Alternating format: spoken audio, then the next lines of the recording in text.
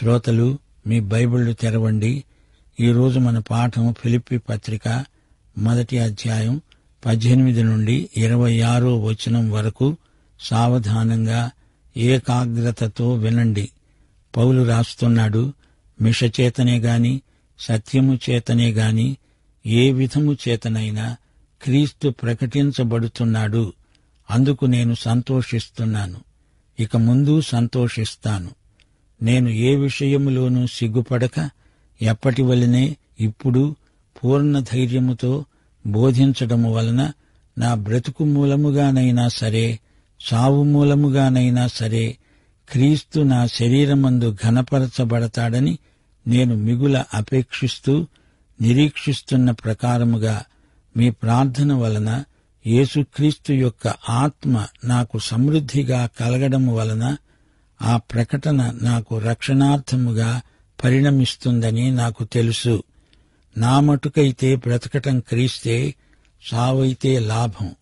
అయినా శరీరముతో నేను జీవించడమే నాకున్న పనికి ఫలసాధనమైన ఎడల నేను ఏమి కోరుకుంటానో నాకు తోచలేదు.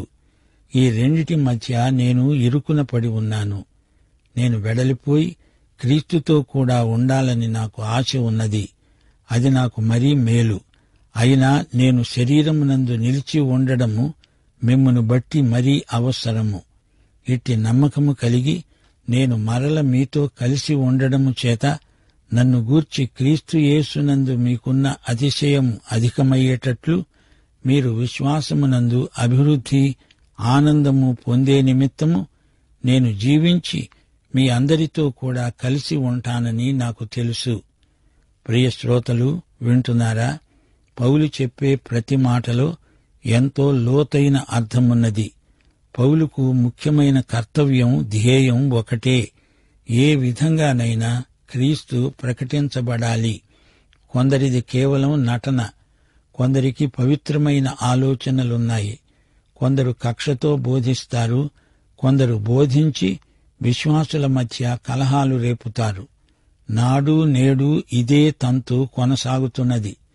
కొందరు స్త్రీలు పురుషుల కంటే బాగా బోధించేవారున్నారు. ఏ విధంగానైనా క్రీస్తు ప్రకటించబడుతున్నాడు. అందుకని పౌలులాగా మనము సంతోషిద్దాము. స్త్రీలు బోధిస్తున్నారు అంటూ అభ్యంతరపడే కంటే పురుషులే ఇంకా ఎక్కువ బోధిస్తే సరిపోతుంది గదా. పురుషులు మౌనంగా ఉంటే స్త్రీలు బోధించాల్సి వస్తుంది. దేవుని వాక్యము ఎవరు బోధించినా, ఏ ఉద్దేశ్యంతో బోధించినా క్రీస్తు ప్రకటించబడుతున్నాడు గనుక పౌలులాగా మనము ఆనందించాల్సిందే. ఇండ్లలో బైబిలు తరగతులు పెట్టుకుంటారా? పెట్టుకోండి.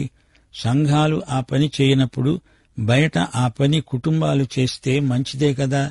ఏ విధము చేతనైనా వాక్యం ప్రకటించబడుతున్నదా లేదా, అది మనకు ముఖ్యం. బోధించే వ్యక్తి ఉద్దేశ్యం ఎలాంటిదైనా బోధించబడిన వాక్యం ద్వారా ఆత్మలు రక్షించబడవచ్చు. దేవుడు తన వాక్యాన్ని ఆశీర్వదిస్తాడు. ఏ సంస్థ అయినా, ఎవరు బోధించినా వాక్యము యొక్క శక్తి ఉండనే ఉంది. దేవుని ఆత్మ మాత్రమే వాక్యముతో కలిసి ఆత్మలను రక్షించగలవాడు. పౌలు అంటున్నాడు, నేను పూర్ణ ధైర్యముతో బోధిస్తాను. ఆ ప్రకటన నాకు రక్షణార్థముగా పరిణమిస్తుంది. అనగా నాకు చెరసాల నుండి విడుదల కలుగుతుంది. మీరు నా కోసం ప్రార్థిస్తున్నారు. దేవుని ప్రజల ప్రార్థనలు ఎంతో విలువైనవి. వారి ప్రార్థనలకు ఫలితంగా దేవుడు పౌలును చెరసాల నుండి విడుదల చేస్తాడు. యేసుక్రీస్తు యొక్క ఆత్మ నాకు సమృద్ధిగా కలుగుతుంది అంటున్నాడు పౌలు. ప్రార్థన ద్వారా ఆత్మ నింపుదల మనకు సమృద్ధిగా కలుగుతుంది. నేను పూర్ణ ధైర్యంతో బోధిస్తాను, సిగ్గుపడను. క్రీస్తు నా శరీరమందు ఘనపరచబడతాడు. శ్రోతలు, వింటున్నారా? పౌలు సాక్ష్యమివ్వడానికి సిగ్గుపడడు. శరీరంలో గాని లేదా పరలోకంలో గాని బ్రతికి ఉన్నా చనిపోయినా పౌలుకు సిగ్గెగ్గులు లేవు. అపొస్తలుడైన యోహాను చెప్పినట్లు, యేసు ప్రభువు తన సంఘాన్ని ఎత్తుకుపోవడానికి వచ్చినప్పుడు కొందరు విశ్వాసులు సిగ్గుతో కుంచుకుపోవాల్సి వస్తుంది. ప్రియ శ్రోతలు, జాగ్రత్త. ఆ రోజున సిగ్గుపడాల్సిన పరిస్థితిని కల్పించుకోకండి. మరో మాట, యేసు ప్రభువు వస్తాడని అందరూ చెప్తారు. కాని ఆయన రాకడ కోసమై సిద్ధపడేవారు ఎంతమంది? రక్షించబడిన వారు ఆయన రాకడ కోసమై సిద్ధపడకపోతే సిగ్గుపడాల్సి వస్తుంది. మీ బ్రతుకులు మీరు ప్రకటించే సువార్తను ధృవపరచాలి. ఇప్పుడు 21వ వచనం నుండి బ్రతుకంటే ఏమిటో, చావంటే ఏమిటో పౌలు నిర్వచిస్తున్నాడు. నా మట్టుకైతే బ్రతకటం క్రీస్తే, చావైతే లాభం. ఇది క్రైస్తవ జీవిత సూత్రం. క్రీస్తును జీవించాలి, చావును లాభంగా మార్చుకోవాలి. బ్రతకటం క్రీస్తైతే చావటం ఇంకా క్రీస్తే. బ్రతకటం కంటే చావుకే ఎక్కువ లాభం ఉన్నది.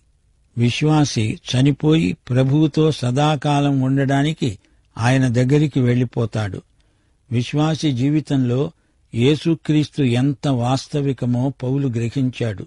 ప్రియశ్రోత, నీవు దేవునికి సమర్పించుకున్నావా? ఆయనకు సేవ చేస్తావా?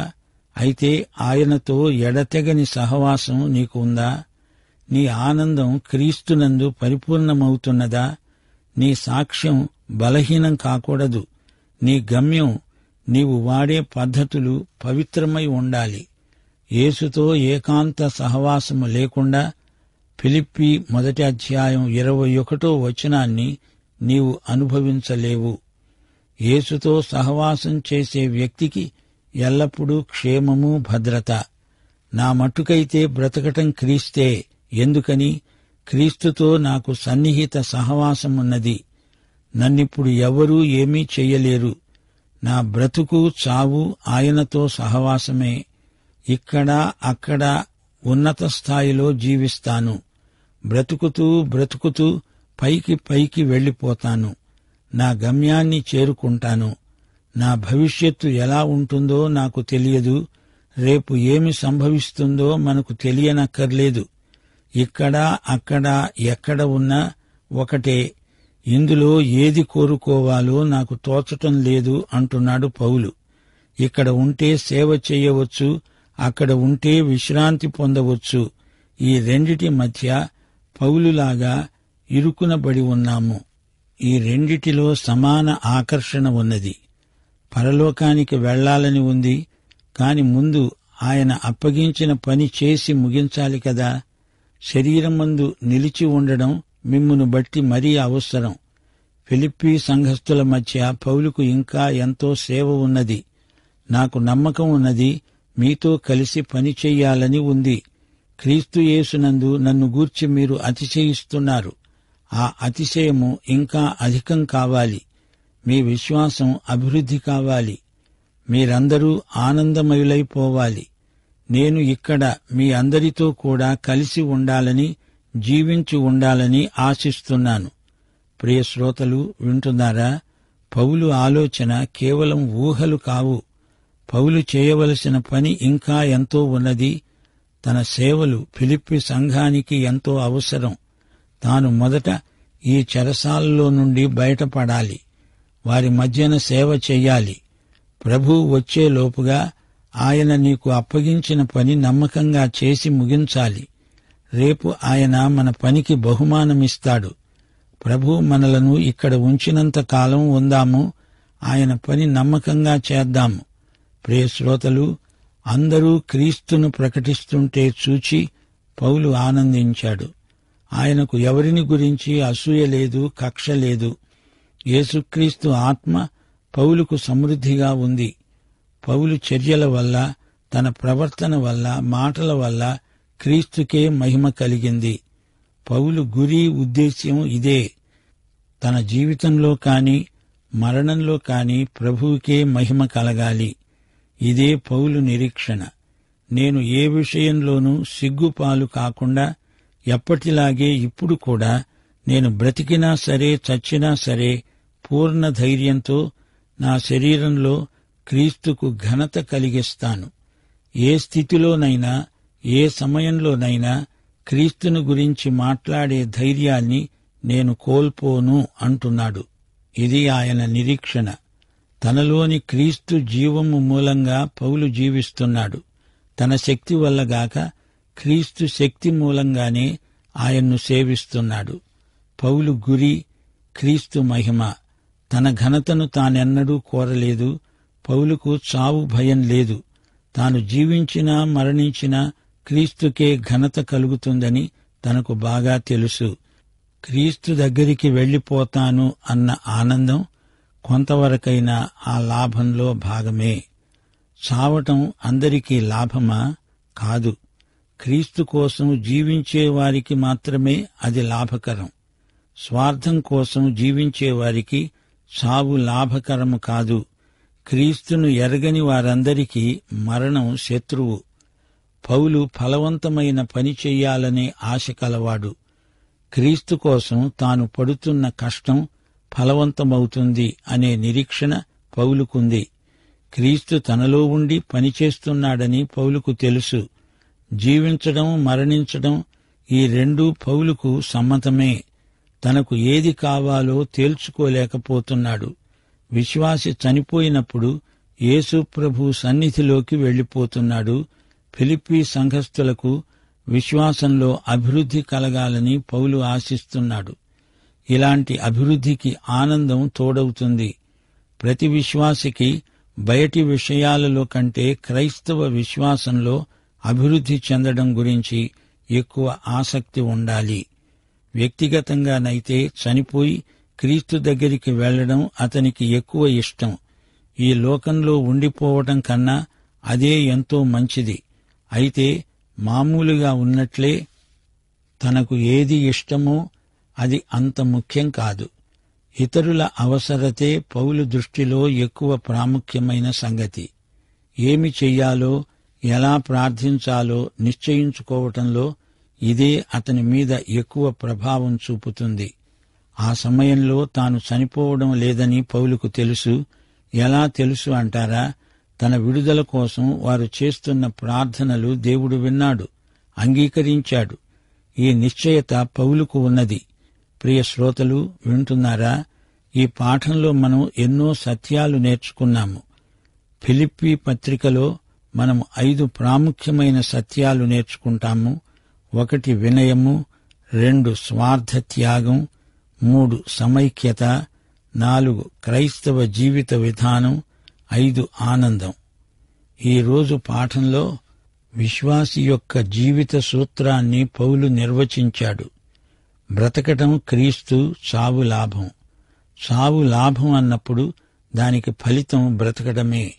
క్రీస్తు అనే అనుభూతి జయప్రదమైన క్రైస్తవ జీవితం ఇదే.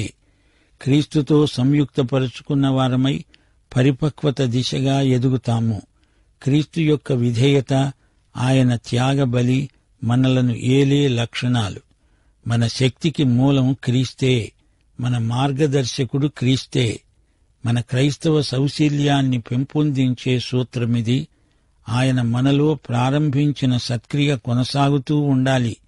క్రమశిక్షణ, విధేయత, ఎడతెగని కృషి ఇవన్నీ ఫిలిప్పీ 1 అధ్యాయం 21వ వచనం అనుభవానికి నడిపిస్తాయి. ప్రియ సోదరీ సోదరులారా, గమనించండి. పౌలు వైఖరి ఎంతో నిస్వార్థమైనది. కొందరు బోధకులు తమ పేరు ప్రఖ్యాతులను దృష్టిలో పెట్టుకుని బోధిస్తున్నారు. అయినా సువార్త ప్రకటించబడుతున్నందుకు పౌలుకు సంతోషంగానే ఉంది. బోధకుల ఉద్దేశ్యాలకు పౌలు తీర్పు తీర్చటం లేదు. అది దేవుని పని. పద్ధతులు ఏవైనా, ఉద్దేశ్యాలు ఎలాంటివైనా వాక్యం ప్రకటించండి, సువార్తను అంతటా చాటండి. దేవుడు వారి సందేశాన్ని వాడుకుంటాడు. వారి ఉద్దేశాలను దేవుడే సరిచేస్తాడు. అవసరమైతే వారిని క్రమశిక్షణలో ఉంచుతాడు. పౌలు రోమా చెరసాలలో ఉన్నాడు. అంతిమ విచారణ కోసమై కనిపెట్టుకొని ఉన్నాడు. విడుదల లేక మరణశిక్ష, ఈ రెండిటి మధ్య పౌలు నిశ్చింతగా ఉన్నాడు. ఆ తరువాత చెరసాల నుండి విడుదల పొందాడు. కాని 3 సంవత్సరాలకు తిరిగి అతణ్ణి నిర్బంధంలోకి తీసుకున్నారు. ఈ సందర్భంలో పౌలు అంటున్న మాటలు ఎంతో అర్థవంతమైనవి. దేవుని యందు విశ్వసించని వారికి జీవితమంటే ఏమిటో అర్థం కాదు. వారి జీవితాలు ఇహలోకానికే పరిమితం. అలాంటి వారు ఈ లోకానికి సంబంధించిన విలువలనే పాటిస్తారు. డబ్బు, నలుగురిలో పేరు ప్రఖ్యాతులు, అధికారం, పరపతి, పలుకుబడి మొదలైన ఐహిక ప్రయోజనాలను మనస్కరిస్తారు. అయితే పౌలు ప్రతిపాదించిన జీవిత విధానం ప్రత్యేకమైనది. క్రైస్తవ జీవితం నిత్యత్వపు విలువలను గుర్తిస్తుంది. అందరికీ క్రీస్తును ప్రకటించే సేవలో నిమగ్నమై ఉంటుంది. క్రీస్తు మాత్రమే మనకు నిత్యత్వపు దృక్పథం అలవరచగలడు. పౌలు యొక్క జీవిత ధ్యేయమిదే. ధైర్యంగా క్రీస్తు పక్షాన మాట్లాడాలి, క్రీస్తు సారూప్యానికి ఎదగాలి. కాబట్టే అతడు చెప్పగలిగాడు, బ్రతకడం కంటే చావే లాభం. మరణమందు బాధలన్నీ తొలగిపోతాయి. క్రీస్తును మహిమలో ముఖాముఖిగా చూడగలుగుతాము. 1 యోహాను 3:2-3 ప్రియులారా, ఇప్పుడు మనము దేవుని పిల్లలమై ఉన్నాము. మనమిక ఏమి అవుతామో అది ఇంకా ప్రత్యక్షపరచబడలేదు గాని ఆయన ప్రత్యక్షమైనప్పుడు ఆయన ఉన్నట్లుగానే ఆయనను చూస్తాము గనుక ఆయనను పోలి ఉంటాము. ఆయన యందు ఈ నిరీక్షణ పెట్టుకొన్న ప్రతివాడు ఆయన పవిత్రుడై ఉన్నట్లుగా తనను పవిత్రునిగా చేసుకుంటాడు. క్రీస్తు కోసం చనిపోవడానికి సిద్ధంగా ఉన్నవారే ఆయన కోసం బ్రతకగలరు. నీ పట్ల దేవుని నిత్య సంకల్పమేదో తెలుసుకో. అప్పుడు నీవు మరణానికి భయపడవు. లక్ష్యశుద్ధి కలిగి దేవుణ్ణి ఆరాధించు. మరో మాట, క్రీస్తు యేసుకు కలిగిన మనస్సు క్రైస్తవులందరికీ ఉండాలని పౌలు ఆకాంక్ష. యేసు మానవత, ఆయన దేవత్వము మనలను భక్తి జీవితానికి ప్రేరేపిస్తాయి, ప్రోత్సహిస్తాయి. ఫిలిప్పీ 1:19 మరొకసారి చూడండి. పూర్ణ ధైర్యంతో బోధించడానికి యేసుక్రీస్తు యొక్క ఆత్మ నాకు సమృద్ధిగా కలగాలి. పరిశుద్ధాత్మ కలిగించే ఐక్యమును సంఘం కాపాడుకోవాలి. శరీరమును ఆస్పదము చేసుకొనక దేవుని యొక్క ఆత్మ వలన ఆరాధించాలి. ఈ పాఠం ముగింపులో మనం జ్ఞాపకముంచుకోవలసిన సత్యం ఒకటున్నది. యేసుక్రీస్తుతో మనకున్న వ్యక్తిగత సంబంధాన్ని బట్టి మనకు మహదానందం కలుగుతుంది. అనేకుల ప్రార్థనల వలన కష్టాలను అధిగమించి జీవించగలం. ప్రతి పరిస్థితిలో తృప్తి కలిగి జీవించగలం. 18 పౌలు చెప్పిన మాట మనకు చిరస్మరణీయం. మిషచేతనే గాని సత్యము చేతనే గాని ఏ విధము చేతనైనా క్రీస్తు ప్రకటించబడుతున్నాడు. అందుకు నేను సంతోషిస్తాను. ఇక ముందు కూడా సంతోషిస్తూనే ఉంటాను. శ్రోతలు వింటున్నారా? అపొస్తలుడైన పౌలు సువార్తను గురించి ఏమాత్రమూ సిగ్గుపడలేదు. పూర్ణ ధైర్యముతో సువార్తను ప్రకటించాడు. ఎంతగానో ప్రార్థించాడు. పరలోకానికి వెళ్లడం పౌలుకెంతో ఇష్టం. ఇక్కడ ఉండి సేవ చేయటం కూడా ఎంతో ఇష్టం. ఈ రెండిటిలో పౌలుకు ఏ తేడా కనపడలేదు. ఇక్కడ ఉన్నా అక్కడ ఉన్నా ఆయనకు ఒకటే. ఇదే మనస్తత్వం మనం కూడా అలవరుచుకోవాలి.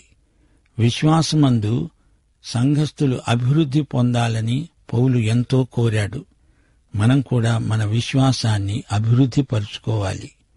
దేవుడు మనకిచ్చిన విశ్వాసం ఆవగింజంతా. కాని ఆవగింజను అలాగే ఉంచకూడదు. దానిని మనము నాటాలి, అది మొలకెత్తాలి, అది ఎదగాలి. మన సమస్య ఎంత పెద్దదో మన విశ్వాసం కూడా దానితో సరిసమానంగా ఎదగాలి. మరొక మాట, ఈ పాఠం మొత్తంలో ఒక ప్రాముఖ్యమైన సత్యమున్నది. అది ఏమిటంటే, దేవుని ఆత్మ వాక్యముతో కలిసి ఆత్మలను రక్షిస్తాడు.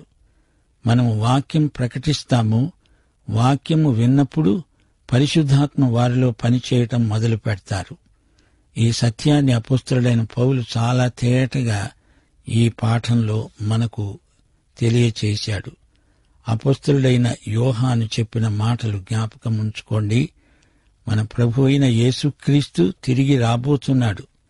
ఆయన వచ్చినప్పుడు ఆయన ఉన్నట్టుగానే ఆయనను చూస్తాము కాబట్టి ఆయనను పోలి ఉంటాము.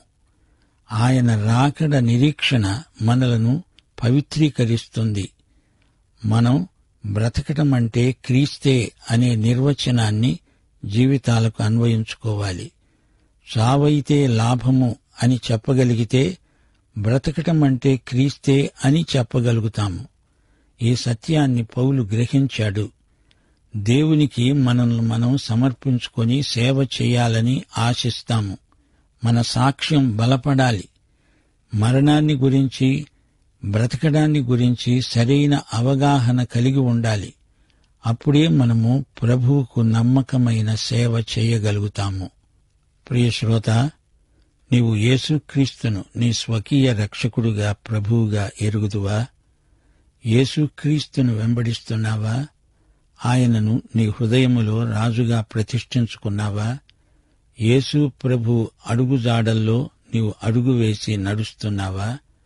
ఆయన సేవ కోసమై నీ హృదయములో ఆశ ఉన్నదా? అయితే ఇప్పుడే ఆయన కోసమై తీర్మానం చేసుకోవలసిందని దేవుని వాత్సల్యమును బట్టి నిన్ను బ్రతిమలాడుతున్నాను. ప్రభువు నిన్ను సమృద్ధిగా దీవించునుగాక.